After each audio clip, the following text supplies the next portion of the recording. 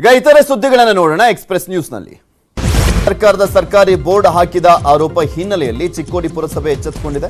ಸಂಕೇಶ್ವರ ಪಟ್ಟಣದಲ್ಲಿ 3 ಕಿಲೋಮೀಟರ್ ಗಡಿ ಪ್ರವೇಶಿಸಿ ಮಹಾರಾಷ್ಟ್ರ ಸರ್ಕಾರ ಬೋರ್ಡ್ ಅನ್ನು ಹಾಕಲಾಗಿತ್ತಂತೆ. ಕನ್ನಡಿಗರ ವಿರೋಧದ ಬೆನ್ನಲ್ಲೇ ಎಚ್ಚೆತ್ತ ಪುರಸಭೆ ಜೆಸಿಬಿ ಮೂಲಕ ಮರಾಠಿ ಫಲಕವನ್ನು ಕಿತ್ತಿಸಿದೆ.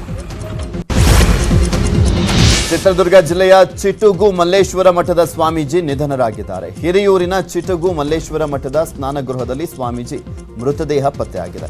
ನೀರು ಕಾಯಿಸುವ ವೇಳೆ ವಿದ್ಯುತ್ ಸ್ಪರ್ಶಿಸಿ ಸಾವನ್ನಪ್ಪಿರುವಂತೆ ಶಂಕೆ ವ್ಯಕ್ತವಾಗಿದೆ. ಮಂಡ್ಯದ ನಾಗಮಂಗಲದ ಮಾರದೇವನಹಳ್ಳಿಯಲ್ಲಿ ಸಾವಿರಾರು ಮೀನುಗಳ ಮಾರಣಹೋಮ ನಡೆದಿದೆ. ಕಿಡಿಗೇಡಿಗಳು ನೀರಿಗೆ ವಿಷವನ್ನು ಹಾಕಿದ್ದು ಸಾವಿರಾರು ಮೀನುಗಳು ಸಾವನ್ನಪ್ಪಿವೆ. ಕೆರೆಯಲ್ಲಿ ಸಾವಿರಾರು ಮೀನುಗಳು ಸತ್ತು ತೇಲ್ತಾ ಇದ್ದಾವೆ.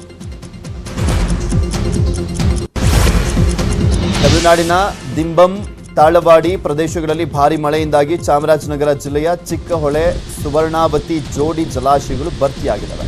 ನದಿ ಪಾತ್ರದ ಜನರು ಎಚ್ಚರಿಕೆಯಿಂದ ಇರಲಿಕ್ಕೆ ಕಾವೇರಿ ನೀರಾವರಿ ನಿಗಮ ಸೂಚನೆಯನ್ನು ಕೊಟ್ಟಿದೆ.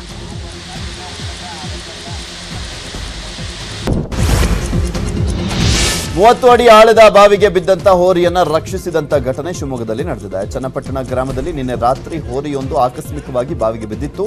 ಅಗ್ನಿಶಾಮಕ ಸಿಬ್ಬಂದಿ ಗ್ರಾಮಸ್ಥರ ಸಹಾಯದೊಂದಿಗೆ ಹೋರಿಯನ್ನ ಮೇಲಕ್ಕೆತ್ತಿದ್ದಾರೆ.